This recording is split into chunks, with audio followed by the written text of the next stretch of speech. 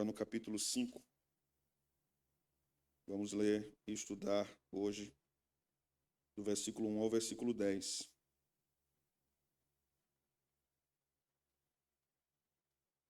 Hebreus 5, do 1 ao 10.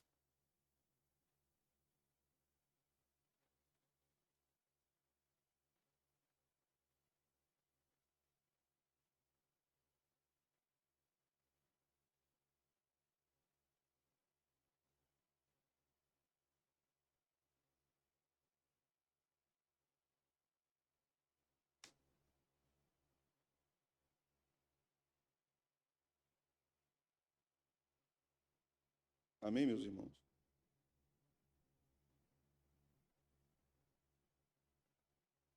Diz o texto sagrado: porque todo sumo sacerdote, sendo tomado dentre os homens, é constituído nas coisas concernentes a Deus, a favor dos homens, para oferecer tanto dons como sacrifícios pelos pecados. E é capaz de condoer-se dos ignorantes e dos que erram, pois também ele mesmo está rodeado de fraquezas. E por esta razão deve oferecer sacrifícios pelos pecados, tanto do povo como de si mesmo. Ninguém, pois, toma esta honra para si mesmo, senão quando chamado por Deus, como aconteceu com Arão. Assim, também Cristo a si mesmo não se glorificou para se tornar sumo sacerdote, mas o glorificou aquele que lhe disse: Tu és meu filho, eu hoje te gerei. Como em outro lugar também diz: Tu és sacerdote para sempre, segundo a ordem de Melquisedeque. Ele, Jesus, nos dias da sua carne, tendo oferecido em forte clamor e lágrimas, orações e súplicas, a quem o podia livrar da morte, e tendo sido ouvido por causa da sua piedade. Embora sendo filho, aprendeu a obediência pelas coisas que sofreu. E tendo sido aperfeiçoado, tornou-se o autor da salvação eterna para todos os que lhe obedecem, tendo sido nomeado por Deus um sacerdote, segundo a ordem de Melquisedeque. Amém. Vamos ler? Vamos orar? Senhor, obrigado por esse texto, obrigado por estudarmos juntos Hebreus. Obrigado pela luz que o Espírito Santo nos dá para compreendermos o texto sagrado. Obrigado por este meio de graça que o Senhor dispõe a nós, que é a leitura das Escrituras e também o aprendizado delas. Que o Senhor, mais uma vez, nos abençoe com o estudo desta porção. Obrigado porque já avançamos muito nos nossos estudos de Hebreus e o teu povo tem conhecido mais profundamente esta epístola. Isto é uma grande bênção para nós, para as nossas vidas, para a nossa igreja, para a nossa caminhada cristã. Obrigado por este privilégio, Senhor. É isso que nós te oramos no nome de Cristo. Amém. Meus irmãos, ao chegarmos no capítulo 5 de Hebreus, e hoje nós vamos estudar a maior parte dele, na próxima semana nós iremos concluí-lo e entrarmos também no capítulo 6. Mas ao estudarmos o capítulo 5 de Hebreus, agora nós vamos aprofundar a nossa compreensão sobre as características do sacerdócio. Nós já temos lido, temos estudado o que é o sacerdócio de Cristo e como esse sacerdócio é importante para a nossa salvação. Já fizemos algumas ligações importantes com a teologia de Paulo a respeito da mediação. É importante que nos lembremos que essa teologia do sacerdócio, ela não é inaugurada na fundação do culto judaico através do tabernáculo ou do templo de Salomão mais tarde. Mas esta ideia de sacerdócio está presente desde a criação. Adão foi colocado por Deus como um sacerdote. Adão foi colocado por Deus como um mediador sacerdotal entre sua mulher e seus filhos e Deus, né? Então, quando lemos sobre a criação de Adão e as instruções que Deus dá a ele, vemos que Eva não estava lá. E vemos, quando acontece a queda, aprendemos que Adão havia instruído Eva a respeito do que Deus havia dito. Porque Eva responde a Satanás com base no que Deus tinha dito a Adão. Então, Adão cumpria um propósito sacerdotal, ele era um sacerdote no Jardim do Éden, que não cumpriu o seu papel. Então, o culto levítico foi fundado, sacerdotes ligados a Arão também não cumpriram os seus papéis. Eram sacerdotes falhos, uma vez que a queda entrou no mundo, eles precisavam sacrificar a respeito de si mesmos para a expiação do seu próprio pecado e também pelo pecado do povo. E haviam recomendações de Deus para os sacerdotes sobre como eles deveriam se relacionar com o povo. Não era algo mecânico o serviço sacerdotal. Muitas vezes nós podemos ter essa impressão ao lermos Levítico, de que os sacerdotes apenas tinham que ir lá mecanicamente, receber o animal, sacrificar o animal ou uma oferta de manjares e oferecer aquela oferta e então estava tudo certo. Mas quando nós lemos as escrituras de modo mais abrangente, nós vamos ver que o serviço sacerdotal era muito mais amplo. Por exemplo, em Neemias 8, nós vamos ler que os sacerdotes levitas ensinavam a palavra de Deus. E aqui nós temos algumas características de como os sacerdotes deveriam se portar, como eles deveriam cuidar do povo, como eles deveriam pastorear o povo. E vamos ver como Cristo sobrepuja a função dos sacerdotes e as características que os sacerdotes deveriam carregar como pastores do povo no Antigo Testamento. Precisamos considerar também que quem pastoreava o povo no Antigo Testamento eram os sacerdotes, não os profetas. O ministério profético surgiu como um corretivo de Deus para o pecado do ministério sacerdotal. Então, o ministério profético surge basicamente, oficialmente, ali no período de Samuel, que estava precedendo basicamente a monarquia de Israel. Então, até então, a profecia estava presente no meio do povo de Deus. Moisés era um profeta, mas não no sentido que aconteceu pós-Samuel ou através do ministério de Elias, que foi uma figura fundamental no profetismo do Antigo Testamento. Então, o sacerdócio levítico ocupava um lugar central na vida religiosa do povo de Deus. O sacerdócio era necessário porque o sacerdote, principalmente o sumo sacerdote, era um mediador entre Deus e os homens. E nós chamamos isso de tipo. Tipo. Vamos estudar o que é o tipo e o que é o antítipo no Antigo Testamento e como isso se relaciona à religião judaica e o evangelho e a igreja. Então, nós temos um sistema marcado por sangue no Antigo Testamento, altar, incenso, expiação, perdão. Então, o sacerdote carregava essa responsabilidade de aproximar um povo pecador de um Deus santo. Essa era a função de um sacerdote. Aproximar um povo pecador de um Deus santo. Então, o próprio sistema revelava a sua limitação. Por quê? Porque se os sacerdotes deveriam aproximar um Deus santo de um povo pecador, os próprios sacerdotes eram pecadores. Então, era um sistema muito limitado, porque os sacerdotes eram pecadores, eles eram mortais e eles eram temporários. Tudo isso é importante para o que a gente vai estudar aqui. Eles eram pecadores, eles eram mortais e eles eram temporários. Isso é importante para entendermos a expressão de que Jesus é sacerdote eternamente segundo a ordem de Melquisedeque. E nós vamos entender por que Hebreus usa essa expressão, repetindo a do Antigo Testamento. Então é exatamente nesse ponto que o autor dos Hebreus introduz Cristo como o perfeito sumo sacerdote, ou como o verdadeiro sumo sacerdote, o sumo sacerdote. O sacerdócio araônico era um tipo do sacerdócio de Cristo. Ele apontava, o tipo aponta para uma realidade futura que será cumprida. O antítipo é esse cumprimento do tipo, certo? Então, Adão era um tipo de Cristo. Tipo aqui não é uma forma de Cristo, certo? Tipo não é uma forma. Tipo é um apontamento. Adão era um tipo de Cristo. E Paulo fala isso em Romanos. Paulo trabalha exatamente com esse recurso literário que é o tipo e o antítipo, né? Então, se o sacerdote levítico era escolhido, como diz o Antigo Testamento, dentre os homens, né? Isso significava que o sacerdote deveria ocupar um critério primário, ele deveria ser homem, certo? Isso é importante, muito importante para entendermos a obra de Jesus. O sacerdote necessariamente deveria ser um homem, não era um anjo, era um homem.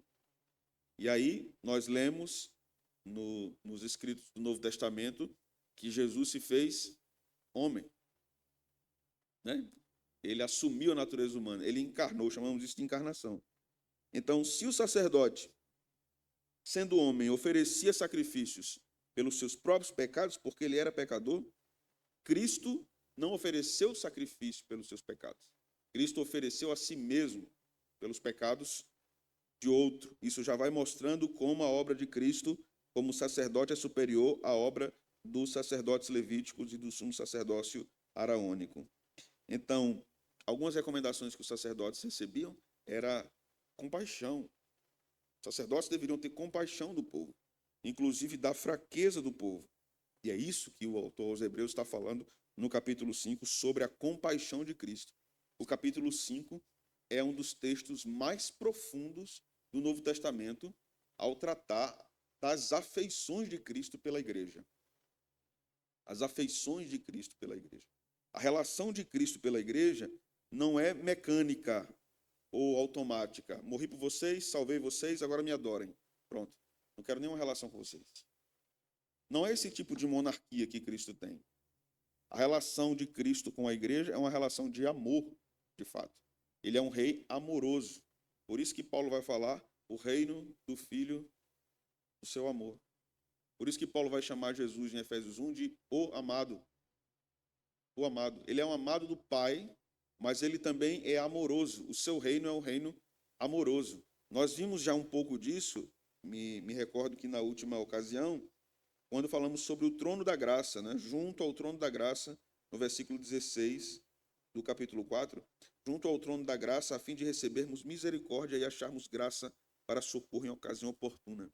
Então, estudamos aqui, brevemente, sobre uma teologia do trono. A Bíblia fala de trono de glória, a Bíblia fala do trono da sua presença, mas aqui é trono da graça. O trono aqui não é simplesmente mostrado como o exercício soberano de Deus no governo do mundo. É esse exercício soberano de Deus para amar a sua igreja. O trono da graça tem a ver com a relação de Cristo com a sua igreja.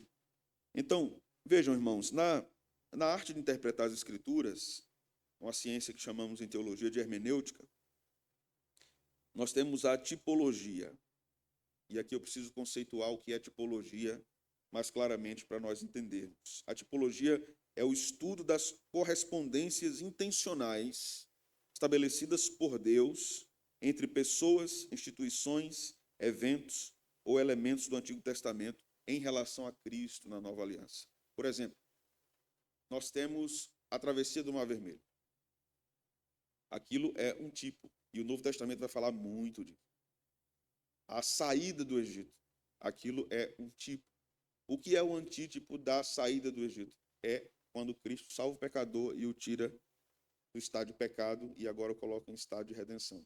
Por isso que Paulo vai dizer em Colossenses que ele nos tirou do império das trevas, nos transportou para o reino do Filho do seu amor. Então, aquilo é um tipo. A travessia do Mar Vermelho é um tipo, um tipo relacionado à obra de redenção de Deus no Antigo Testamento. O que é o nosso Mar Vermelho? É a obra de Cristo, é a crucificação, é a ressurreição.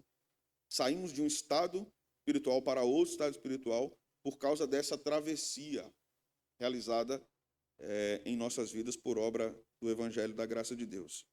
Então, o tipo é uma figura que antecipa algo final, uma realidade completa e consumada. Então, quando falamos do sacerdócio, em todo o tempo estamos falando do cumprimento pleno em Cristo e absoluto em Cristo, né? Vejamos um exemplo bíblico a fim de que leiamos isso nas Escrituras, isso é importante. Romanos capítulo 5, versículo 14.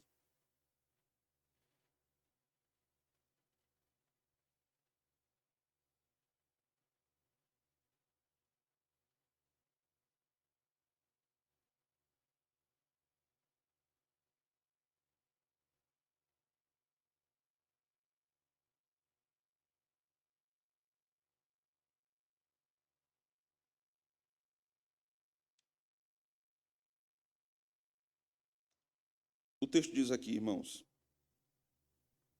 entretanto, reinou a morte desde Adão até Moisés, mesmo sobre aqueles e não pecaram à semelhança da transgressão de Adão, a qual prefigurava o quê? Então, Adão era uma prefiguração daquele que havia de vir. Quem é este? Cristo. O verso seguinte nos deixa muito claro isso. Todavia, não é assim o dom gratuito como a ofensa, porque se pela ofensa de um só morreram muitos, muito mais a graça de Deus e o dom pela graça de um só homem, Jesus Cristo, foram abundantes sobre muitos, né? Então, Adão era uma prefiguração. Quando nós olhamos, por exemplo, para o tabernáculo, e ali nós temos muitas coisas a estudar, a aprender, mas brevemente eu vou esboçar isso para vocês. Nós observamos o tabernáculo e vemos a bacia de lavar. Os sacerdotes deveriam se lavar ali. Jesus disse: eu sou a água. Nós temos ali os pães da proposição, nós temos ali o candelabro. Jesus disse: eu sou o pão da vida. Jesus disse: eu sou a luz do mundo. Uma correspondência ao candelabro. Certo? Nós temos a arca da aliança como símbolo da presença de Deus, símbolo litúrgico da presença de Deus. Jesus disse no Evangelho de João: quem vê o Pai, quem vê a mim, vê o Pai. Então, os elementos do tabernáculo, as peças do tabernáculo, eram tipos da obra de Cristo. Por isso, nós não precisamos de tabernáculo, nós não precisamos de mitra, não precisamos de roupas sacerdotais, porque tudo aquilo apontava para Cristo, né? Era uma prefiguração a respeito de Cristo. Por isso, nós não concordamos com a liturgia romana, por exemplo. Não concordamos com o aparato litúrgico anglicano, por exemplo. Porque para nós tudo aquilo foi cumprido em Jesus. Os ministros não precisam vestir roupas sacerdotais, porque a roupa sacerdotal era uma prefiguração da obra perfeita de Cristo. Assim como um sacerdote tinha no seu peito as pedras, nós vimos, né, que Cristo tinha em seu peito os eleitos. Jesus cumpriu aquilo. Então, entendemos que não é necessário. Inclusive, tudo que ilustrava a fé do povo de Israel na sua infância espiritual, que era o Antigo Testamento, não precisa ser usada hoje, porque tudo aquilo foi cumprido em Cristo. A imagem ou as imagens que nós temos diante de nós, na nossa mente, é a obra de Cristo, perfeita, completa, acabada, né? Consumada. Ok? Então, uma menção aqui interessante de um autor norte-americano chamado David Peterson, é um trecho que ele comenta uma parte de Hebreus, de uma obra que J. Carson organizou, um comentário bíblico norte-americano, acredito que não tem em português, chamado Novo Comentário da Bíblia. Ele diz o seguinte: os leitores da Epístola aos Hebreus precisam ter em mente que o segmento doutrinário, do versículo 1 a 10, né, que nós temos no capítulo 5, está incluído para apoiar e dar força às exortações que o precedem, que é o que vimos semana passada do capítulo 14 ao 16, do versículo 14 ao 16, do capítulo anterior. Ele continua: além disso, é interessante notar que a grande seção central de Hebreus, que é o miolo de Hebreus, que vai do capítulo 7, verso 1 ao capítulo 10, verso 18, conclui com exortações semelhantes ao que está aqui no capítulo 5. Então, o autor aos Hebreus tem um centro teológico na epístola, que vai do capítulo 7 ao capítulo 10. Tudo que está antes e tudo que está depois converge para este centro. Perceba que é uma estrutura muito parecida com Levítico. Nós estudamos Levítico. O que vem antes do capítulo 16 e o que vem depois do capítulo 16 convergem e dialogam. Ambas partes maiores apontam para o capítulo 16. Essa mesma estrutura está no livro de Hebreus. Que coisa, né? E o livro de Hebreus é, de fato, o grande comentário de Levítico no Novo Testamento. É a grande aplicação de Levítico. Então veja como o Espírito Santo guiou o processo da escrita do livro de Hebreus, né? Então, dessa forma, nós temos aqui em Hebreus um desenvolvimento doutrinário importante a respeito da obra de Jesus. Mas agora nós vamos para o texto. Depois dessa introdução, vamos observar 4 qualificações importantes para o sacerdócio no Antigo Testamento. Nós vamos ver isso do verso 1 até o verso 4. Vamos ler novamente. O texto diz assim: porque todo sumo sacerdote, sendo tomado dentre os homens, veja, todo sumo sacerdote, sendo tomado dentre os homens, ele é um homem que sai do meio dos homens, é constituído nas coisas concernentes a Deus. Então, ele é constituído por quem? Por quem? Por Deus. Como isso acontece no Antigo Testamento? Deus escolhendo a casa de Arão. Certo? Deus escolhe a casa de Arão. E os sacerdotes viriam dali. E os sumos sacerdotes que sucederiam Arão viriam dali também. Continua. A favor dos homens, para oferecer tanto dons como sacrifícios pelos pecados. Dons e sacrifícios aqui não devem ser distinguidos na linguagem do autor dos Hebreus, porque ele está falando de todo o sistema sacrificial do Antigo Testamento. Certo? Então, a expressão dons e sacrifícios não deve ser interpretado. Isso aqui é uma coisa, isso aqui é outra. É uma coisa só. É uma linguagem hebraica para todo o sistema sacrificial no Antigo Testamento. Verso 2. Em relação ao sumo sacerdote, e é capaz de condoer-se dos ignorantes e dos que erram. Veja só, o sumo sacerdote é capaz, por ser ministro, de condoer-se dos ignorantes, dos que não conhecem, e dos que erram, dos que pecam, pois também ele mesmo está rodeado de fraquezas. O que é que deve reger a postura humilde do sumo sacerdote? Ele é chamado dentre os homens, ele é um homem como os outros. Ele é chamado por Deus. Ele é pecador igual aos outros. Então, ele deve ter um coração cheio de compaixão pelos que erram e pelos que não sabem, os que são ignorantes. Verso 3. Por esta razão deve oferecer sacrifícios pelos pecados, tanto do povo como de si mesmo. O que quer dizer isso? Ele não pode ser um homem soberbo. Ele tem que interceder pelo povo, mas ele tem que interceder também por si mesmo, porque ele também é pecador. Verso 4. Ninguém, pois, toma esta honra para si mesmo. Nenhum da casa de Arão, né? Senão quando chamado por Deus. Veja a convergência do versículo 4 com o versículo 5. O sumo sacerdote é tomado dentre os homens. O verso 4 diz que Deus o chama, como aconteceu com Arão. Então, nós temos aqui 4 qualificações importantes que nós devemos considerar. A primeira delas é que o sumo sacerdote deveria ser capaz de cumprir a tarefa de oferecer sacrifícios e expiar os pecados do povo. Mas isso somado à cordialidade e à empatia.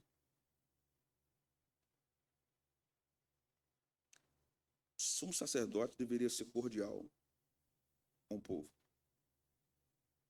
Ele deveria ser amoroso com o povo.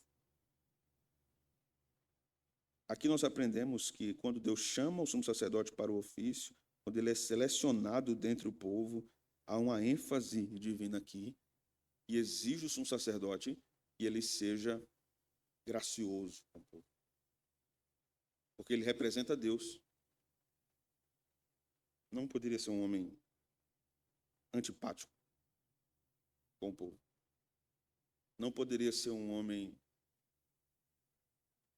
insensível com o povo. O seu coração deveria estar no povo. Aí fazemos a pergunta: todo sumo sacerdote fez isso? Por que não fez? Nem podia fazer. Eram homens falíveis. Mas a falibilidade dos sumos sacerdotes não redime sua culpa, por não serem empáticos com o povo e afáveis com o povo, amorosos com o povo. Quem cumpre isso perfeitamente é Jesus. Lembremos do contexto. O povo perturbado, perseguido, pensando em abandonar a fé. E aí o autor dos Hebreus deu uma lapada de torar o espinhaço no meio no capítulo anterior. E agora ele vem e diz assim: mas, lembrem, os sacerdotes receberam do Senhor a missão de condoerem-se do povo. Isso foi o que Deus entregou aos sumos sacerdotes. E eles não fizeram, mas Cristo faz por vocês. Vocês, hebreus, ignorantes e fracos, pensando em abandonar a fé, Cristo tem compaixão de vocês. Veja que coisa maravilhosa. Depois de uma repreensão tão dura, passei aqui a jogar o povo no inferno. Vocês não vão entrar no descanso, não. Vocês se lembram dessa parte que a gente estudou? Vocês não vão entrar no descanso se não se arrependerem. Porque o autor aos Hebreus, eu já disse isso em outro estudo, irmãos, ele não está apenas ensinando o conteúdo da fé, ele está também ensinando o método de pastoreio dos pastores na igreja. Como os pastores devem pastorear o rebanho? Quando necessário repreensão, repreensão. Quando necessário consolação, consolação. Quando necessário misericórdia para os fracos, compaixão pelos fracos, compaixão e misericórdia pelos fracos. Ele está colocando o modelo de Cristo como um modelo do pastoreio da igreja. Então, essa era a primeira qualificação sacerdotal para um sacerdote. O sacerdote não poderia ser um homem distante. Veja que coisa. O sumo sacerdote não poderia ser um homem distante. Ele não poderia ser um sujeito que estava alheio às limitações do povo, mas alguém que foi retirado do meio dos homens, que é participante das fraquezas dos homens, das dores dos homens, das lutas dos homens, e por isso ele compadece dos seus irmãos. Ele é um chamado do meio do povo. Ele não é um melhor que o povo. Ele saiu do povo. É isso que o texto de Hebreus está dizendo. O sumo sacerdote saiu de dentro do povo. Então ele não pode desprezar o povo, mesmo nos seus erros, mesmo nas suas falhas. Segunda qualificação, irmãos. O sumo sacerdote era separado para o próprio Deus, para uma função específica diante do povo. Então, ele não estava ali por um mérito pessoal, era graça. Ele foi chamado por graça. Ele foi escolhido por Deus. A casa de Arão foi escolhida por Deus. Sua principal tarefa era oferecer dons e sacrifícios pelos pecados. Essa era a sua função. Honrar a Deus naquilo que foi chamado a fazer. Veja como o autor aos Hebreus está mostrando as qualificações dos sacerdotes e, ao mesmo tempo que estamos lendo isso, no contexto que estamos lendo, ele está mostrando aqui ainda implicitamente que somente Jesus cumpre isso fielmente e cabalmente. Jesus que ofereceu esses dons e sacrifícios pelos pecados de modo perfeito, sendo ele o sumo sacerdote e, ao mesmo tempo, sendo ele a própria oferta pelo pecado. Ok? A terceira qualificação está no versículo 2. E eu gosto muito desse texto. É um dos textos mais belos de Hebreus. Ao lado do capítulo 4, versículo 16. O texto diz: é capaz de condoer-se dos ignorantes e dos que erram, pois também ele mesmo está rodeado de fraquezas. Jesus não está no contexto das fraquezas, como o sumo sacerdote estava. Mas Jesus leva sobre si as fraquezas do povo. O sumo sacerdote deveria ter um coração mole, como a gente fala no Nordeste, em relação às fraquezas do povo. Não controlado pelos pecados do povo, mas compadecido pelos pecados do povo. Perceba que desde o Antigo Testamento, quando Deus estabelece esse padrão para os sumos sacerdotes, Deus já estava combatendo toda a sorte de legalismo. Deus já estava combatendo toda a sorte de legalismo. A igreja, tanto no Antigo como no Novo Testamento, sempre tiveram disciplinas diversas. Deus disciplinou sempre o seu povo. Mas, ao mesmo tempo, Deus estava sempre dizendo: o povo tem que ser pastoreado com compaixão, com graça, com favor, com amor. Sem amor, não é possível pastorear. Não é possível. Irmãos, me permitam fazer aqui uma aplicação breve, mesmo antes de chegar na parte das aplicações. Há muitos robôs pastoreando na nossa geração. Robôs. São profissionais do ministério. Eles até pregam, eles até atendem no gabinete. Eles até visitam. Mas o coração não está naquilo. O coração não está. Atende uma pessoa sofrida, e até aconselha, até diz o certo, mas quando a pessoa sai e diz assim: a gente problemática, só me dá trabalho. Uma vez um pastor me disse: igreja só serve para dar trabalho ao pastor. Não quer fazer nada, não. Não quer trabalhar, não. O que é a igreja? A igreja é a comunidade de pecadores redimidos, irmãos. É o povo de Deus quebrado, lutando contra o pecado para ser beneficiado com a graça, com a santificação. O coração pastoral deve ser um coração acolhedor, não um coração que despreza pessoas, um coração que acolhe das mais difíceis às mais fáceis pessoas no rebanho. Isso é o coração pastoral. O sumo sacerdote deveria ser capaz de condoer-se. Então, eles deveriam aprender isso, porque veja o que diz o verso 3 e 4. Por esta razão, deve oferecer sacrifícios pelos pecados, tanto do povo como de si mesmo. O autor aos Hebreus está dizendo assim: por que você deve se condoer da fraqueza do povo? Porque você é pecador. Você peca, não esqueça disso. Não esqueça que você peca. Não esqueça que você precisa de misericórdia. Não esqueça que você precisa de acolhimento, que você precisa de compreensão. Não esqueça. Porque muitos pastores sofrem com a solidão no ministério, porque eles se colocam num status de sobre-humanos no meio do rebanho. Eles ocupam outro status. Eu ouvi isso, irmãos, dentro de seminário. Pastor não anda com ovelha, pastor anda com pastor. Eu disse, não. Tem alguma coisa de errado nessa equação. Porque se um pastor pastoreia, ele pastoreia quem? Ele não pastoreia pastores, né? E graças a Deus que a igreja não é feita só de pastores, senão ia ser difícil. Ia ser difícil. Ia ser muito difícil. Pastor pastoreia ovelha. A gente estudou aqui recentemente Salmo 23, né? Então é o pastor que ia à frente, no meio do vale da sombra da morte. Era ele que ia à frente para as águas tranquilas, para os pastos verdejantes. Ele estava no meio das ovelhas. No meio das ovelhas. Então, mas muitas vezes se abraça um status de super-homem, super-líderes. Nunca enfraquecem, nunca esmorecem, nunca se entristecem. Já vi pastores dizendo, nunca diga ao rebanho que você está triste ou cansado. Então, pô, está errado, porque eu digo. Então, eu estou errado. O que é que Hebreus está ensinando? Lembre, você é limitado, pecador, precisa de misericórdia igual ao povo. Então, quando você estiver cuidando do povo, lembre de você, olhe para você. Lembra aquela fala de Paulo? Quem está em pé, olhe para que não caia. A fala de Paulo não é para que alguém se coloque sobre os irmãos, assim, em termos de superioridade. É quando você vê alguém caindo, seja compassivo e seja justo. Senhor, tenha misericórdia de mim para que eu não caia. Meu irmão caiu, mas me ajude para que eu não caia.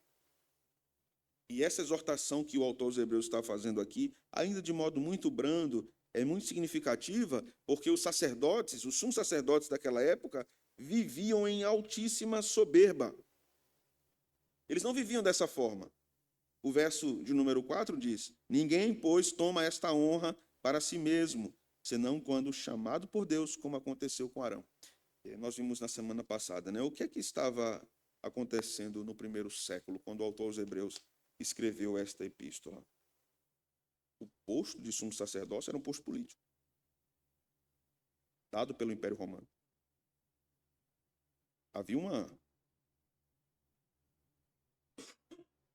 Haviam jogadas políticas ali, né? Um mensalão sacerdotal, alguma coisa dessa natureza. Alguma coisa assim. Porque eram peças marcadas ali, né? Essa realidade era presente na época do primeiro século. Aí aqui o autor aos Hebreus vai dizer, quem coloca é Deus. Ninguém se chama. Ninguém se chama. Deus é quem chama, Deus é quem coloca, como aconteceu com Arão. A quarta qualificação, irmãos, está na parte B do versículo 1 e também no versículo 4. Eu já mencionei brevemente. Veja, parte B do verso 1. É constituído nas coisas concernentes a Deus, a favor dos homens, para oferecer tanto dons como sacrifícios pelos pecados. Verso 4. Ninguém, pois, toma esta honra para si mesmo, senão quando chamado. Se não for chamado, causará prejuízo para si e para os outros. E aí a gente vai para a segunda parte, que agora ele vai colocar Jesus como superior a qualquer serviço dos sumos sacerdotes antigos. Veja o verso 5.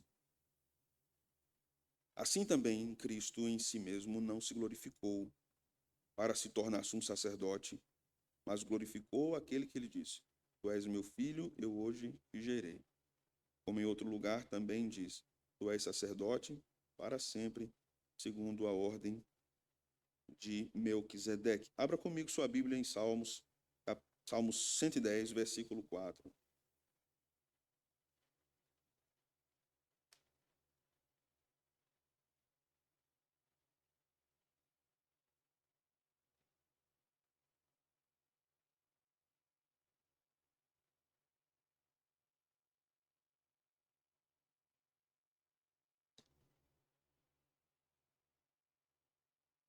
E o texto diz aqui: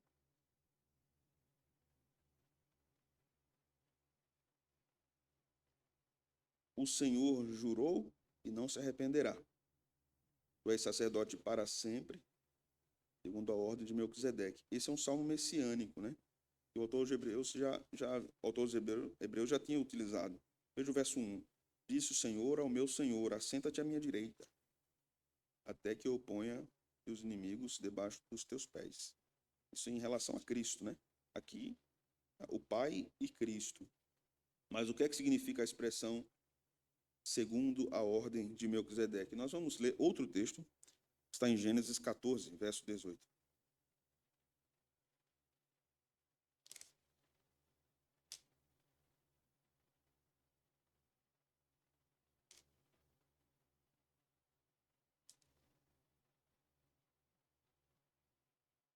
Verso 18 ao verso de número 20.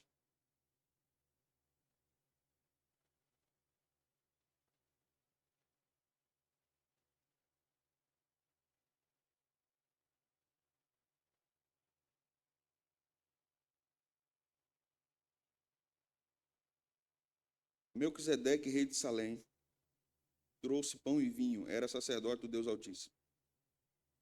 Isso aqui é antes da instituição do sacerdócio levítico. Verso 19. Abençoou ele a Abrão e disse: bendito seja Abrão pelo Deus Altíssimo, que possui os céus e a terra. Bendito seja o Deus Altíssimo que entregou seus adversários nas tuas mãos. E de tudo lhe deu Abrão o dízimo.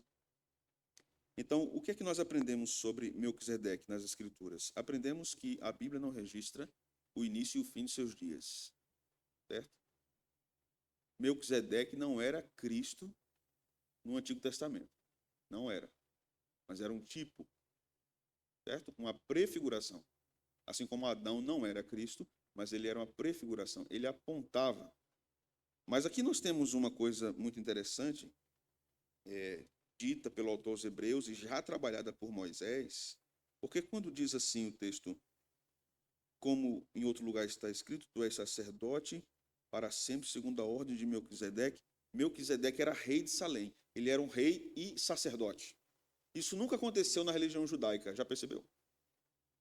Não podia. Sacerdote era uma coisa, rei era outra coisa. Uma mesma pessoa não podia ocupar as duas funções. E aí a gente vai voltar para Gênesis para ler um texto muito interessante que nos ajuda e elucida a nossa reflexão. 49, verso 10 de Gênesis.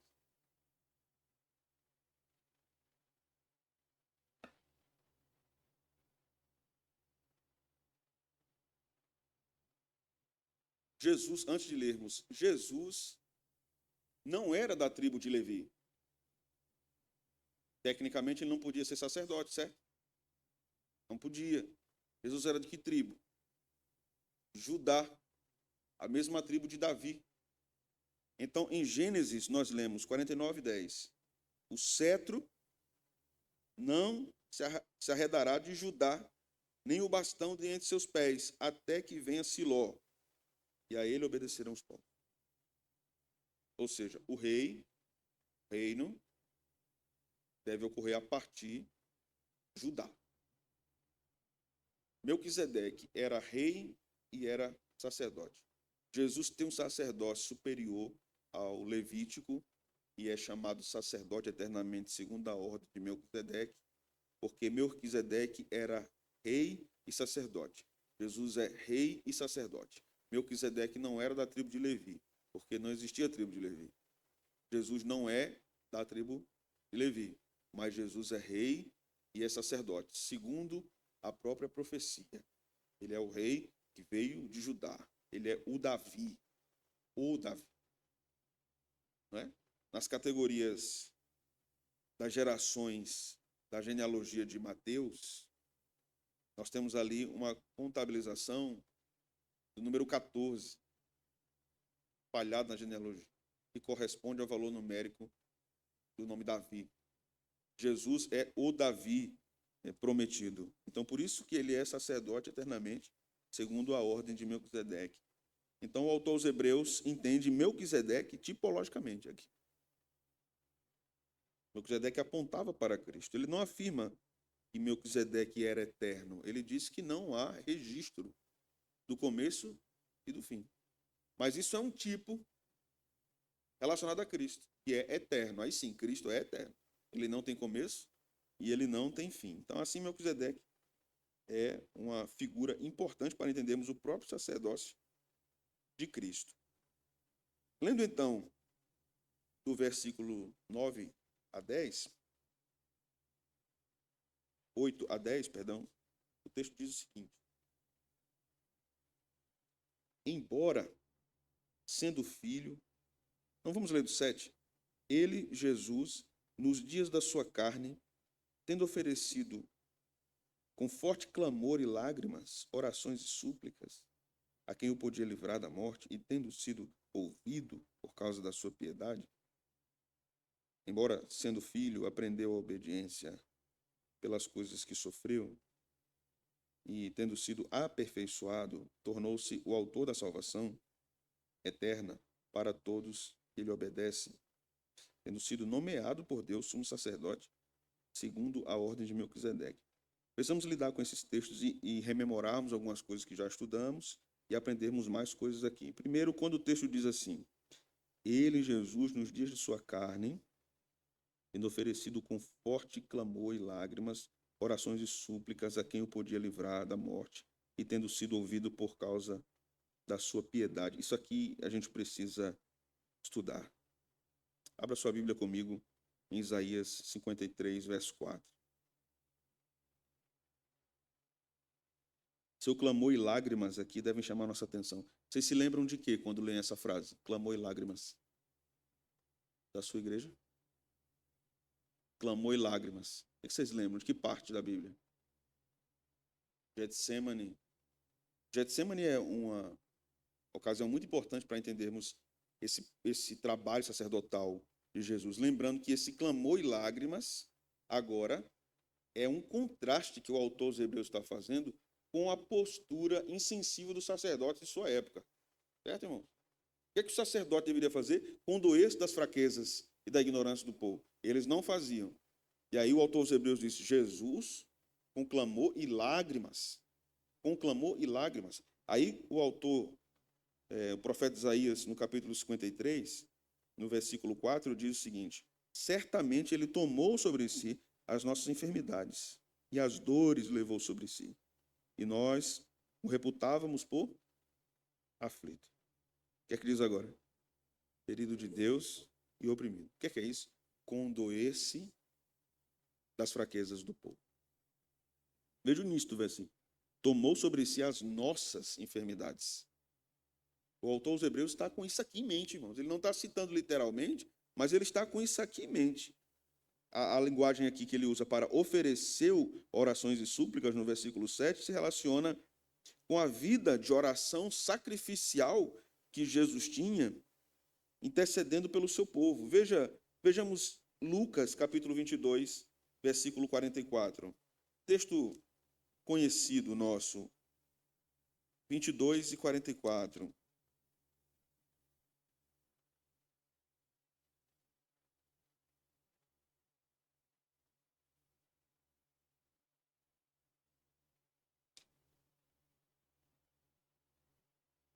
O texto diz assim: e estando em agonia, orava mais intensamente. E aconteceu que seu suor se tornou como gotas de sangue caindo sobre a terra. A gente vê muita coisa relacionada a essa questão de suor, sangue, muitas explicações médicas, né, de quando alguém está extremamente angustiado. Isso é um fenômeno que acontece um alto nível de estresse. Então, há várias análises bem interessantes da condição psicológica de Jesus no momento de sofrimento no Getsemane. Mas aqui é muito importante que nós estamos lendo em harmonia com Hebreus, em harmonia com Isaías. E mais importante do que o grande fenômeno humano de suar sangue é o que representa esse momento de agonia. O que representa esse momento de agonia e de sofrimento de Jesus? Significa que o sumo sacerdote perfeito estava condoendo-se do povo, da ignorância do povo e da fraqueza do povo. Ele estava sofrendo pelas nossas fraquezas. Já na cruz, já no Getsemane, Jesus estava sofrendo por suas fraquezas. Suas fraquezas. As lutas que você tem, Jesus estava sofrendo e orando por você por conta de suas limitações do conhecimento de quem é o seu Deus. Porque se você conhecesse mais o seu Deus, você seria mais feliz.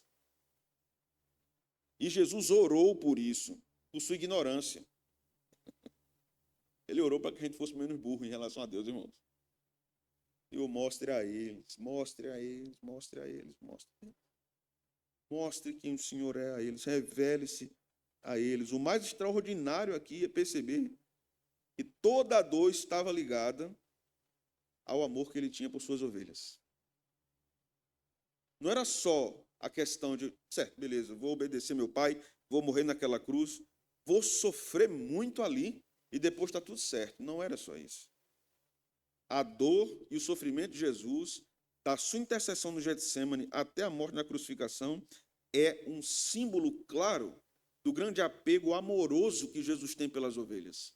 Veja que o texto de Hebreus é muito claro quando ele nos diz: e ele, nos dias de sua carne, verso 7, tendo oferecido com forte clamor, lágrimas, orações e súplicas a quem o podia livrar da morte, e tendo sido ouvido.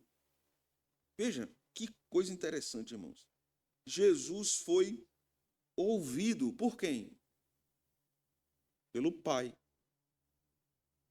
A intercessão foi aceita. Ele não apenas sofreu, se comoveu, se perturbou com nossa fraqueza e nossa ignorância. A oração de Jesus por nós foi aceita. E o melhor de tudo isso aqui, nós não tínhamos nascido ainda. Nós não tínhamos nascido ainda. No Getsemane vemos o sacerdote entrando voluntariamente no lugar do sacrifício. O sacerdote subindo no altar do sacrifício. Isso é o Getsemane. Ele está se colocando como oferta. Então, sua intercessão aqui não consiste apenas em palavras que ele diz ao Pai: Senhor, tem misericórdia deles. Não é só isso. É uma disposição de beber o cálice que pertencia aos pecadores. É dizer, eu vou viver o que eles deveriam viver. Eu vou sofrer a pena que eles deveriam sofrer. Irmãos, enquanto os discípulos dormiam na sua fraqueza, Cristo vigiava orando por eles. Enquanto nós dormimos nas nossas fraquezas, Cristo intercede por nós. Ainda intercede por nós. Porque ainda é nosso intercessor, é nosso mediador e sempre será, né? Então, o lugar onde o mediador consente plenamente em sofrer pelos nossos pecados é o lugar de sofrimento diante do seu Pai Celeste, né? E aqui nós temos também algo interessante a considerar, algumas palavras aqui. Primeiro, quando o texto nos fala aqui que ele foi ouvido por causa da sua piedade, a ideia aqui é ouvido por causa de sua obediência. Ele é um sacerdote perfeito que obedeceu. Arão não obedeceu sempre. Os outros sumos sacerdotes não obedeceram sempre, senão não precisava sacrificar. Cristo sempre obedeceu. Sempre. Então, ele foi ouvido porque obedeceu. Preste atenção, cristão, no que eu vou te dizer agora. Você sempre será ouvido por Deus porque Cristo obedeceu. Se você é eleito, salvo, regenerado, mesmo quando você não obedecer, você tem um intercessor que obedeceu. E o Pai o ouviu e consumou o pedido. Ninguém pode desfazer isso. Ninguém pode desfazer isso. Perceba como eu lamento muitos irmãos em Cristo não entenderem que a obra de Cristo para salvar pecadores é definitiva. Não é possível tudo isso acontecer, irmãos, e alguém simplesmente dizer assim: não quero mais Jesus, tchau. E Jesus dizer: ok, passei por tudo isso, cumpri as profecias do Antigo Testamento, cumpri tudo que o Antigo Testamento prefigurava a respeito da obra perfeita, e agora você não quer, você vai embora, ok, vá lá, vá em paz. Você vai porque eu amo você. Se eu não amasse, eu obrigava você a ficar aqui. Isso não é a teologia de Hebreus, não é a teologia de Paulo, não é a teologia dos evangelistas, não é a teologia do Antigo Testamento. Isso é uma confiança em si mesmo, nas suas próprias obras. A obra de Jesus é a grande marca da salvação. Jesus fez. Isso é a salvação. Jesus fez. Mas temos outra palavra aqui que é importante. E eu já falei sobre isso, mas eu vou voltar, porque talvez alguns não estivessem. Verso 9. E tendo sido aperfeiçoado. Como assim? Algumas coisas aqui, veja. Embora sendo filho, aprendeu a obediência pelas coisas que sofreu. Aprendeu? Como assim aprendeu? Como assim aperfeiçoado? Então ele não era perfeito, então ele não sabia, precisou aprender. Como é que nós vamos lidar com isso aqui? Primeiro, deixa eu começar aqui pela palavra aperfeiçoar, né? Ela é uma palavra importante aqui. Teleion, em grego. E entendendo essa palavra, nós já entendemos tudo aqui no texto. E no contexto que o autor dos Hebreus está trabalhando. Ela vem de uma palavra também grega, telos.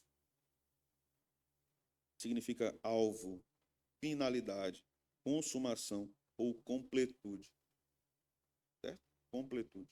Lembremos que nós estamos vendo desde o início de Hebreus como toda a obra da salvação se desenvolve por meio de uma estrutura de pactos. Falamos do pacto do filho com o pai, falamos do pacto de obras. Tudo isso está dentro de pacto. Jesus pactuou-se com o seu pai, pacto da redenção, para cumprir o pacto da graça na encarnação. Então, o processo de aperfeiçoamento está ligado à completude da obra estabelecida pelo Pai e pelo Filho no pacto da redenção. Isso é aperfeiçoar. É nesse sentido que ele completou. Ele cumpriu aquilo que foi acordado com o Pai no pacto da redenção. Então, ele consumou, ele levou a plena qualificação como sumo sacerdote, tornou-se plenamente apto para dizer: eu sou o sumo sacerdote eterno, segundo a ordem de Melquisedeque. Ele cumpriu tudo o que havia sido designado. Então, esse é o sentido do versículo 9. Não que Cristo foi imperfeito ou se tornou perfeito por causa da obra da cruz. Não é isso que o texto está tratando. Então, Cristo é sumo sacerdote. E agora nós temos aqui algo interessante no final da porção que estamos estudando, porque vimos tudo o que ele fez. Mas agora o texto também nos fala o que nós devemos fazer. Sempre o autor dos Hebreus faz isso, né? Como é que nós respondemos? Veja o verso 9. E tendo sido aperfeiçoado, tornou-se o autor da salvação eterna para todos os que lhe obedecem. Quem é salvo por ele, lhe obedece. As minhas ovelhas ouvirão a minha voz. Isso é significativo para os crentes hebreus. Vocês são de Cristo. Ele morreu por vocês, obedeçam Cristo. Ele é o autor da salvação de vocês, obedeçam Cristo. Então, algumas aplicações aqui, irmãos. Em primeiro lugar, devemos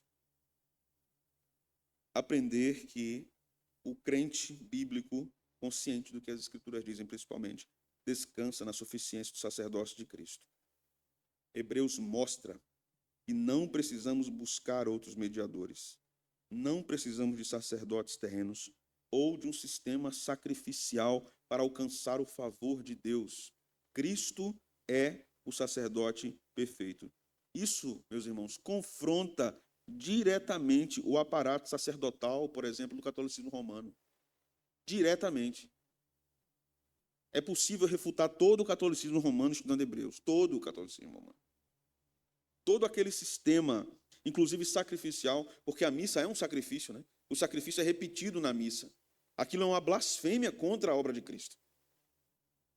Uma blasfêmia. A estrutura teológica, organizacional do catolicismo romano é contrária a Cristo. Isso confronta diretamente as Escrituras. Nós não precisamos de mediação. Nenhum santo, nenhum.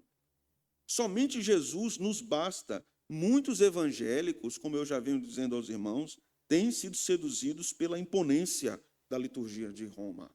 Missa tridentina, a beleza, a estética romana, que realmente promove uma exuberância artística consideravelmente interessante. Reconheço isso. Mas nós não somos salvos pelos símbolos artísticos de uma liturgia. Somos salvos por Cristo. Cristo, Cristo, apenas Cristo. Cristo é o bem mais precioso. Cristo é aquele que nos ama profundamente. Cristo é que intercede pelo seu povo fraco. Ele não rejeita os cansados, mas intercede continuamente por eles diante do Pai. Então nós não precisamos dos esquemas religiosos, não só no catolicismo, mas qualquer outra religião fora a genuína religião cristã é uma busca de salvação por meio de obras. Todo o sistema religioso fora do cristianismo é uma busca de salvação por meio de obras. Segundo, precisamos lembrar que Cristo é compassivo com as nossas fraquezas. Cristo é compassivo com a sua igreja. O autor aos Hebreus mostra um Salvador que conhece as dores do seu povo. Cada dor que nós temos, Jesus conhece profundamente, irmão. Jesus conhece cada tentação do nosso coração, cada angústia de nossa alma, porque ele participou da condição humana. Ele conhece, ele sabe, ele não experimentou o pecado, mas ele conhece as nossas dores e intercede por nós também por causa das nossas fraquezas. Muitos sistemas religiosos estão aí, produzindo medo, distância, culpa constante sobre as pessoas. Inclusive igrejas ditas evangélicas impõem fardos tão pesados sobre as pessoas. Legalismo. Cristo nos ensina na sua palavra. Eu digo a vocês, lançai sobre mim o vosso fardo, porque o meu jugo é suave e o meu fardo é leve. Não precisamos desse tipo de falsa religião cristã. Não precisamos. Terceiro, o Getsemane revela a profundidade do amor de Cristo, irmãos. Ali, vemos o Filho de Deus chorando, clamando, sofrendo pelo povo. Suas lágrimas não foram derramadas por si mesmo.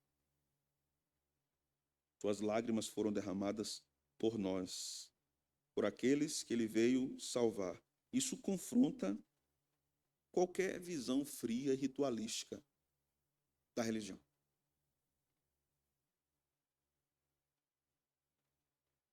A caminhada cristã envolve também emoções. Hein? Nós não somos chamados apenas para cumprirmos ritos.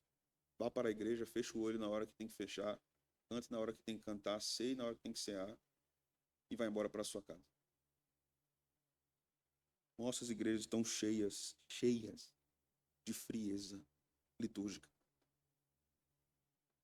Em nome de uma construção racionalista da liturgia, puramente racionalista, que foge à ideia de ordem litúrgica apenas, que é uma ideia teológica bíblica, mas a frieza, a indiferença com que muitos crentes lidam com o culto, com a adoração particular ou pública, não condizem com o que Cristo fez por nós. As suas emoções estavam voltadas para nós, os seus afetos estavam voltados para nós, e nós nem abrimos a boca para cantar na hora do... A gente fica olhando para frente, para o lado, celular, o menino que chorou, basta alguém passar nesse corredor, para todo mundo sair do culto e olhar para a pessoa. Basta só isso, passou uma mosca, todo mundo parou de cultuar e está olhando para a mosca. Basta apertar o ar-condicionado, todo mundo fica olhando para o ar-condicionado. Acabou o culto, acabou. Nós nos desconectamos facilmente e começamos a atribuir várias coisas. É porque eu tenho um TDAH, é porque eu tenho não sei o quê, eu tenho um transtorno, não sei o quê, não sei o quê, não sei o quê, não sei o quê, não sei o quê. E perdemos a visão do Cristo sofredor e ressuscitado. Perdemos.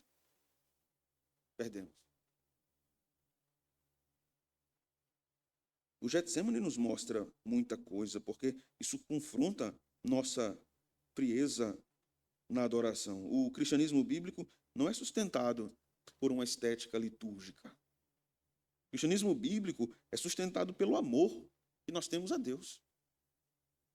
E muita igreja liturgicamente correta, mas afetivamente distante do evangelho, distante de Deus. O coração não está ali. Está tudo certo, a música é boa, o canto é bom, tudo certo, mas o coração do povo não está ali. Nós cantamos parecendo que estamos num velório, parecendo que Jesus não ressuscitou. Cantamos como se estivéssemos lamentando ainda um Cristo morto no sepulcro, como se ainda tivéssemos a esperança da sua futura ressurreição. Não, ele está vivo mesmo, irmãos. Ele está vivo mesmo. Ele saiu dali, ele venceu a morte. Nós não temos nenhuma desculpa para a nossa letargia espiritual. Não tem desculpa. Porque se o nosso culto é frio e morno, a nossa vida é assim. Nossa vida é assim. Não seremos diferentes no culto. Em quarto lugar, devemos rejeitar qualquer sistema que obscureça a suficiência da cruz de Cristo. O sacerdócio romano, por exemplo, com a sua repetição sacramental do sacrifício da missa, enfraquece a verdade central que Hebreus ensina, que Cristo ofereceu um único sacrifício perfeito, suficiente e definitivo. O amor de Cristo é visto nisso. O sacerdócio de Cristo mostra que Deus não abandona seu povo nem nas suas quedas. Cristo não abandona você nas suas quedas. Cristo não aprova as suas quedas, mas não abandona você nas suas quedas. Muitas almas vivem esmagadas pela culpa, imaginando que Cristo está longe, porque pecou. Ele está perto. Ele é o nosso sumo sacerdote. Ele sente dor por causa da nossa fraqueza. Assim diz o texto de Hebreus, né? Sexto lugar, irmãos, o problema que vivemos muitas vezes num sistema sacerdotalista, como o sistema católico romano ou derivados, né, é que os líderes são figuras autoritárias e inalcançáveis. Nós não entendemos que isso é cristianismo bíblico. Lembra, o sacerdote é tirado dentre os homens, lembrando-se que é fraco como eles, sendo bondoso, empático, amoroso com eles. Líderes da igreja não são celebridades. São irmãos, chamados por Deus para cuidarem e amarem do povo com todas as suas forças, para condoerem-se dos sofrimentos do povo. Isso é um privilégio. Isso é um privilégio. Eu digo aos alunos no seminário, né? Quando vocês pensarem no ministério pastoral, pensem que um sermão poderoso não é feito apenas de uma boa estrutura homilética, no uso de bons comentários, de análise gramatical correta, de averiguação precisa da sintaxe do grego ou do hebraico. O sermão poderoso é muito mais do que isso. O sermão poderoso é muito mais do que entender palavrinhas no hebraico e no grego.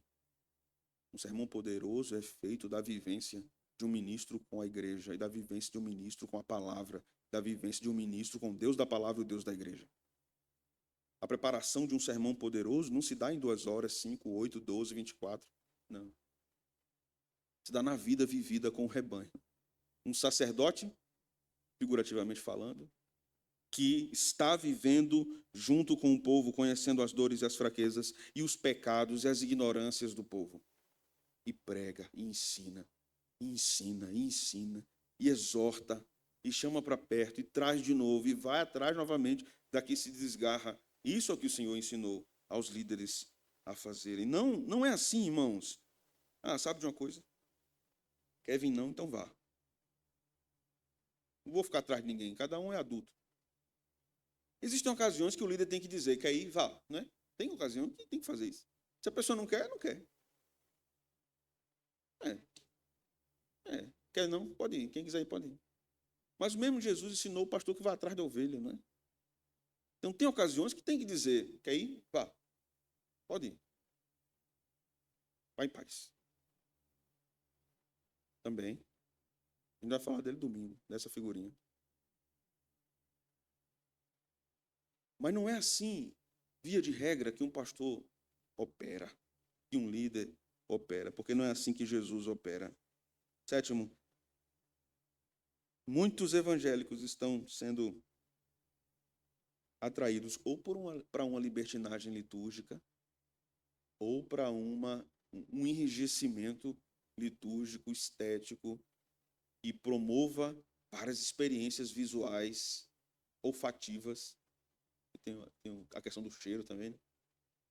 Auditivas, elevando então suas percepções espirituais por causa do uso dos seus sentidos. Existem muitas pessoas que estão atrás disso, e é lamentável vermos esse movimento de muitos que estavam dentro de igrejas evangélicas, digamos assim, voltando para ritos dessa natureza, ou para a libertinagem, ou para a rigidez que remete ao culto judaico.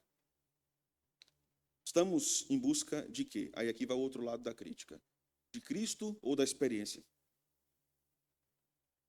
Queremos a experiência ou queremos Cristo? Se queremos Cristo, teremos a experiência salutar. Se queremos só a experiência, não necessariamente Cristo estará lá, não é, irmão? Cristo não garante que estará em experiências diversas na vida religiosa de um povo, mas ele quer se relacionar profundamente com o povo. Por último, todo o estudo de Hebreus deve levar o povo de Deus a amar mais a Cristo, a termos Cristo agora em maior conta. Nós não sairemos com a mesma responsabilidade depois do estudo de Hebreus. Não sairemos. Nem de Marcos, né? Tantas coisas vão convergindo, né, em quem é Cristo, na perspectiva de Marcos, na perspectiva do autor aos Hebreus.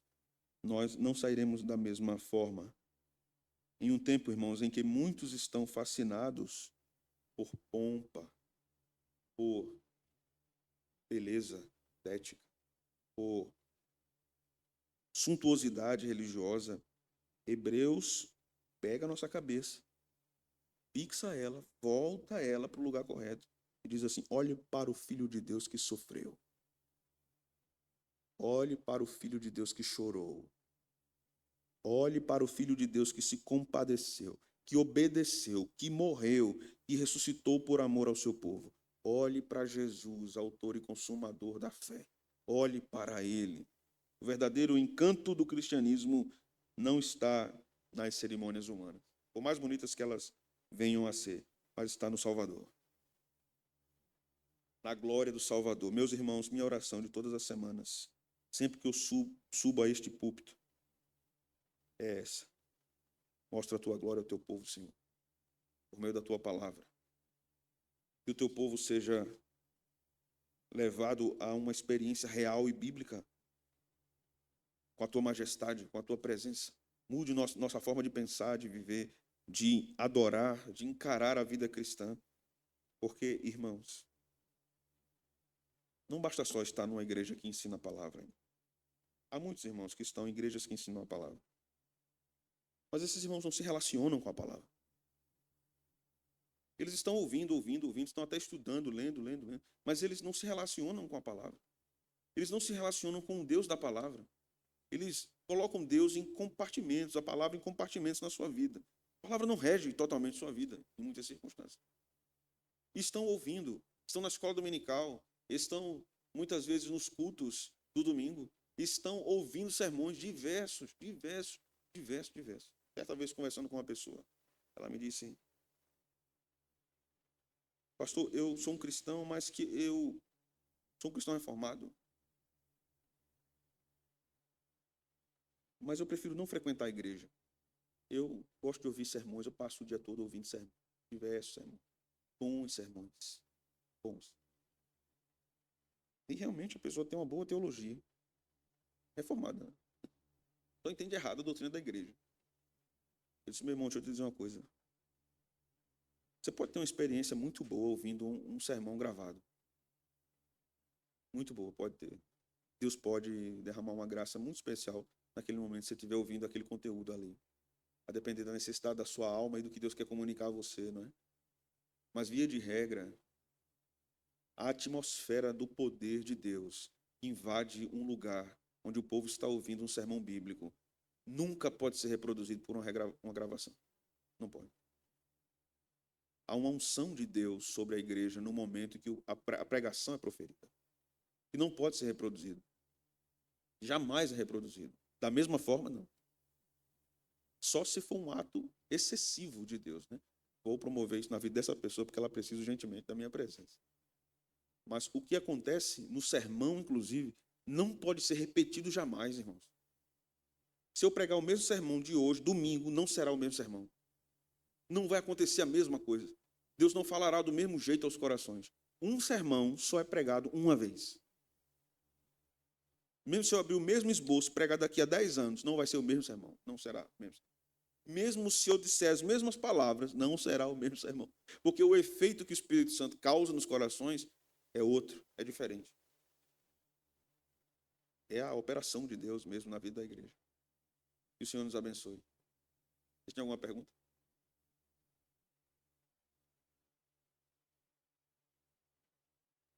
Ofertas de manjares incluía farinha, incluía elementos que não eram sacrificiais.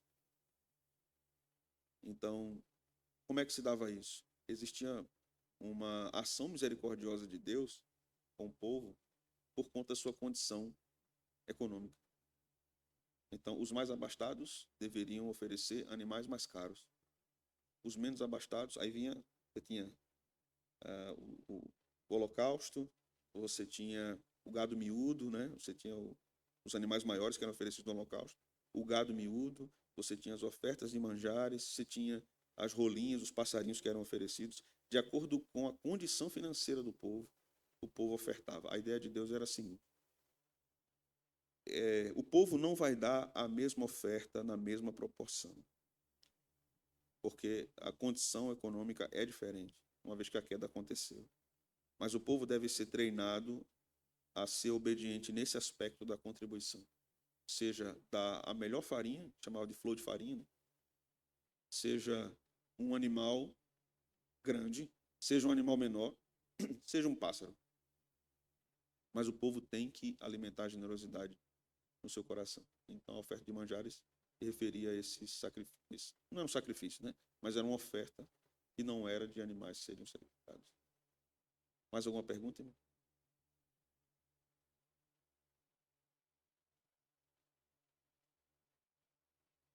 Pode, pode, pode. Um fenômeno humano que pode acontecer. Não é algo restrito ao que Cristo viveu apenas. Há várias análises médicas sobre esse evento, né, que Jesus viveu. E o meu ponto lá, minha fala naquele momento, foi que muitas vezes nós olhamos para esse texto apenas do ponto de vista do fenômeno médico e não do ponto de vista do que estava acontecendo ali por um prisma sacerdotal, de como Cristo estava sofrendo como um sacerdote deveria fazer pelo povo, a ponto de seu corpo reagir daquela forma, né? Então, irmãos, aproveitando a fala de Arthur, eu preciso dizer isso a vocês. É impossível um verdadeiro pastor não sofrer. É impossível. Se ele não sofre pelo povo, ele não é pastor. Porque esse padrão se repete. Cristo é o servo sofredor. Basta olhar Paulo, olhar Pedro, olhar os apóstolos. É impossível. Então, quando você me vê muito aperreado, eu entendo quando você me diz assim, se aperrei não, pastor. Mas não tem como não, entende? Eu entendo a intenção. Mas não tem como não. Esse pastor, deixa isso para lá. Não tem como. Só se não tiver compromisso mesmo com o rebanho, com Deus do rebanho. Dói, irmãos, de fato é assim, dói. A dor do povo dói no coração do ministro. Dói. Se ele pudesse resolver, ele resolvia. Se ele pudesse mudar a postura pecaminosa de alguma ovelha, ele mudaria. Ele sofre por isso. É parte da natureza do ofício mesmo, sabe? Agora, é claro que, como a gente já falou aqui, né? Acho que foi Lara que comentou uma vez, tem pastor que exagera também. Às vezes ele reage desproporcionalmente, né? A uma coisa. Às vezes já está adoecido, aí uma bobagem desse tamanho vira uma catástrofe, né? E aí isso precisa ser tratado. E o sofrimento precisa ser dosado nisso, nesse aspecto. Isso só vem com a maturidade ministerial e espiritual de um pastor. Mais alguém?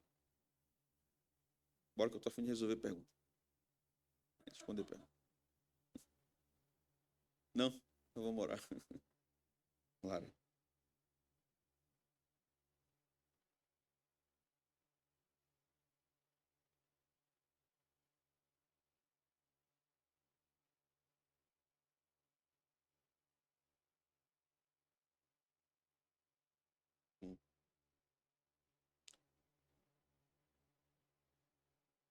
Verso 7, né? Falei. Jesus, nos dias da sua carne, tendo oferecido com forte clamor e lágrimas, orações e súplicas a quem o podia livrar da morte, e tendo sido ouvido por causa da sua piedade. Então, quando a gente lê metade do versículo, a gente entende, e entende o correto, que Jesus orou para sair daquele sofrimento, né? E ele orou. Faça de mim esse cálice, né? Se for possível.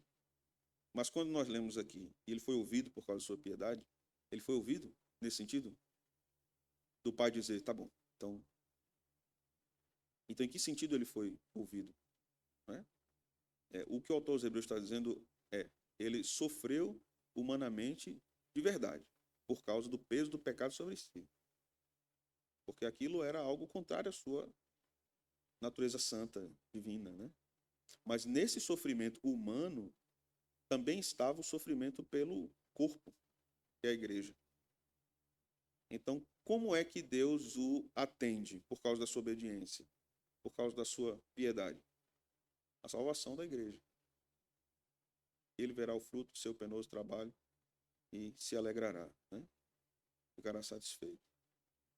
Então, o autor aos Hebreus está tratando aqui uma perspectiva de sofrimento humano que Jesus realmente enfrentou, porque ele estava carregando sobre si as nossas enfermidades, né?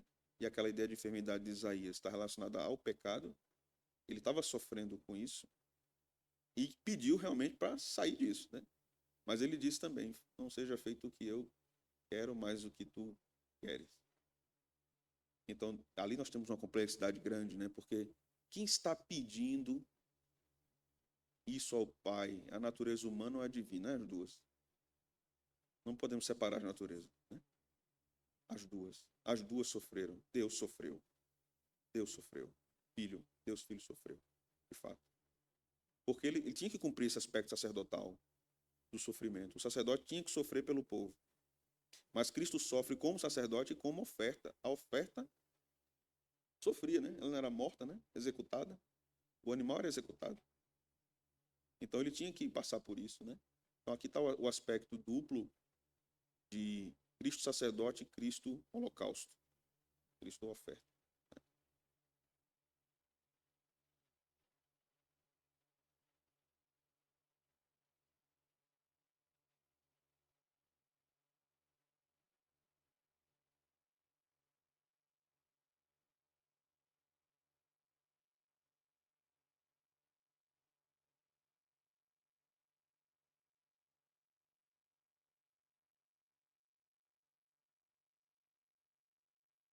Essa é uma questão difícil e muito discutida. No pacto da redenção, Cristo já sabia que ia sofrer e que ia morrer. Isso estava estabelecido.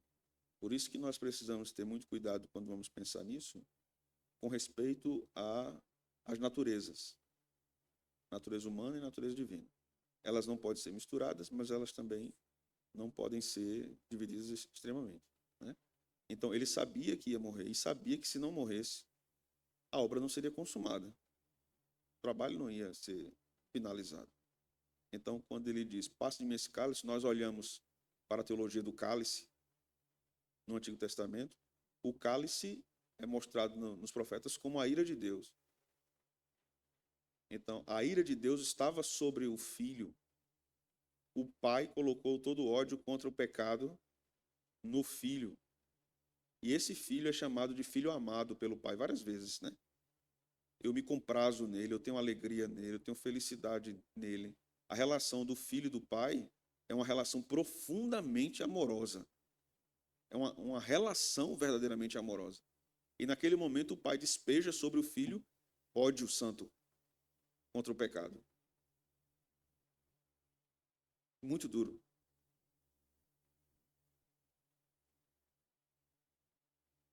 Sim, quando falamos de inferno em relação a Cristo, a gente precisa ter alguns cuidados, né? O credo apostólico fala desse ao inferno e tal, o Hades, né? Então, qual é o inferno de Cristo? É essa separação. Não o inferno, o lugar inferno, né? Mas essa separação, porque o que é o inferno? É a separação eterna de Deus e a separação de Deus em termos salvadores e graciosos e bondosos, né? Mas não separação de Deus em termos de justiça, porque a presença de Deus está no inferno de modo justo. Então, o inferno de Jesus foi a cruz.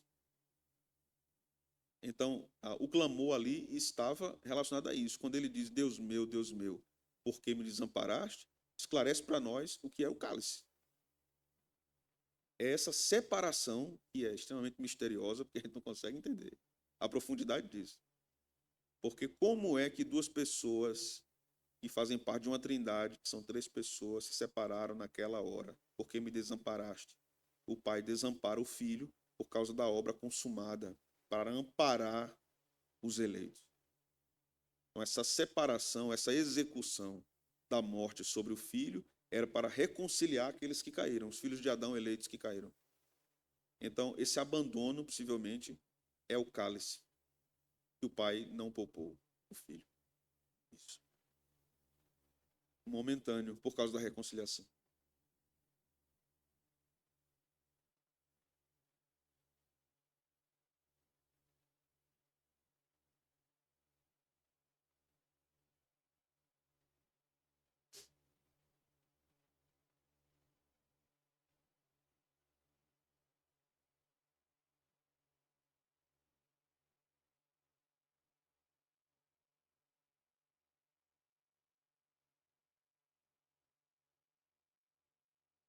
Sim, sim, sim, eu concordo.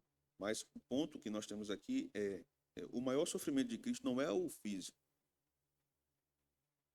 O problema não era o físico, tecnicamente, assim, né? O, o,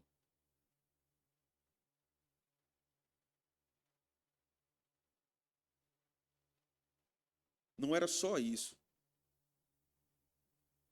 Sim, exato, exato.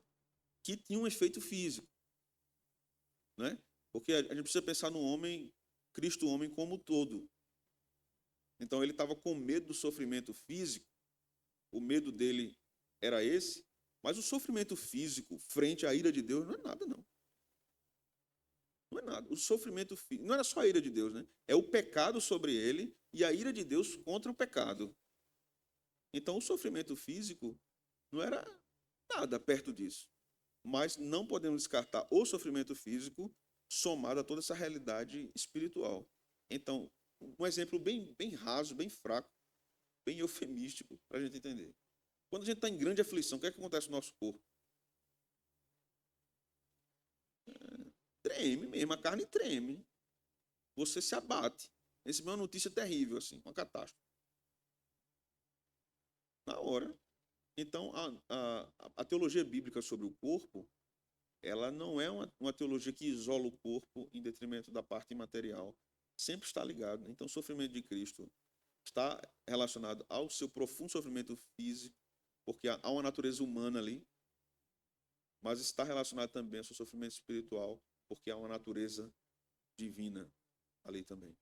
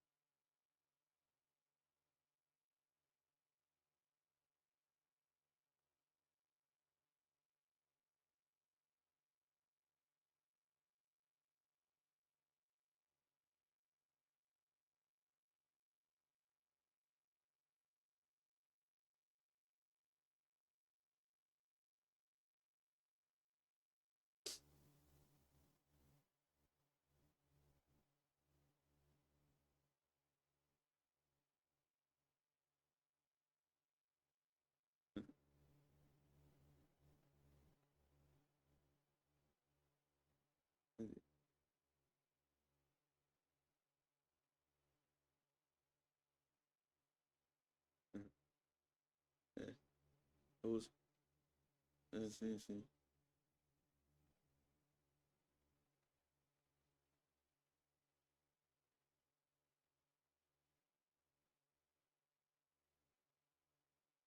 Sim.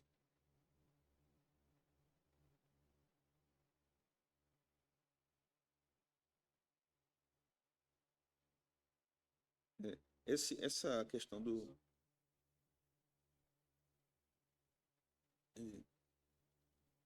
Os evangelhos dão algumas pistas, né? Não temos como saber precisamente, absolutamente todos os episódios, porque nem os evangelhos contam todos os episódios, né? João disse que se fosse escrever tudo que Jesus fez e ensinou, todos os livros do mundo não caberiam.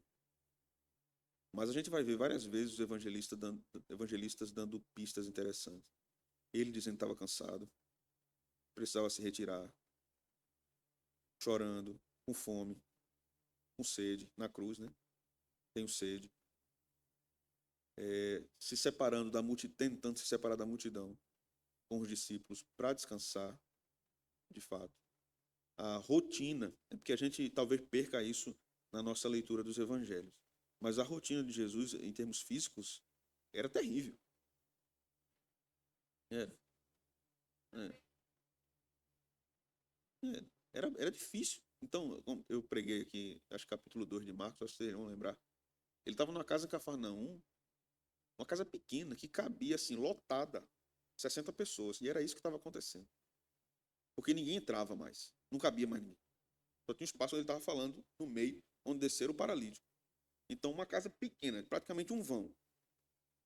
Basicamente era um vão. Entupida de gente. E isso era. Ele acordava, o povo já estava ali. Ele começava muito cedo e terminava tarde.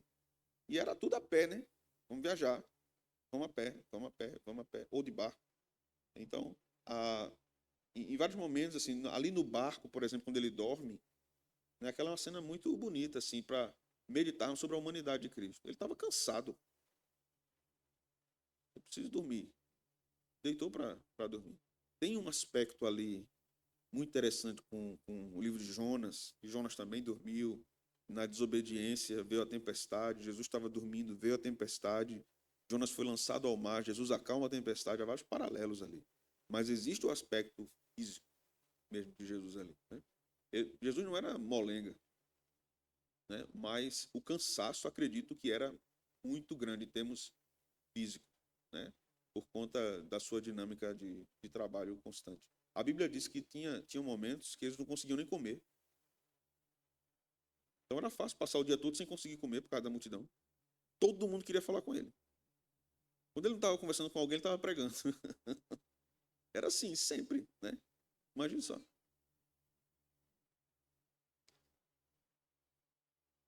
Né? E ele pregava, terminava de pregar, ainda ficava sofrendo porque o povo não tinha o que comer.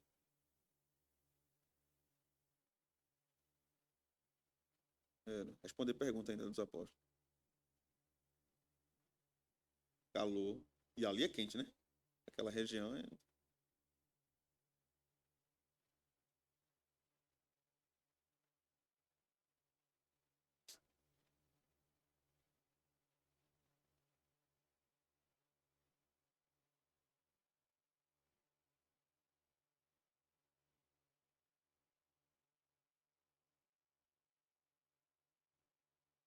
Sim,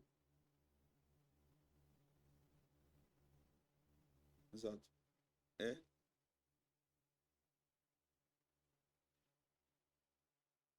exato. Por isso que o texto diz que ele é a propiciação pelos nossos pecados, né? E vem da ideia de propiciatório, que era a tampa da arca, onde o sangue era aspergido. A ideia de propiciatório é a ideia de cobertura.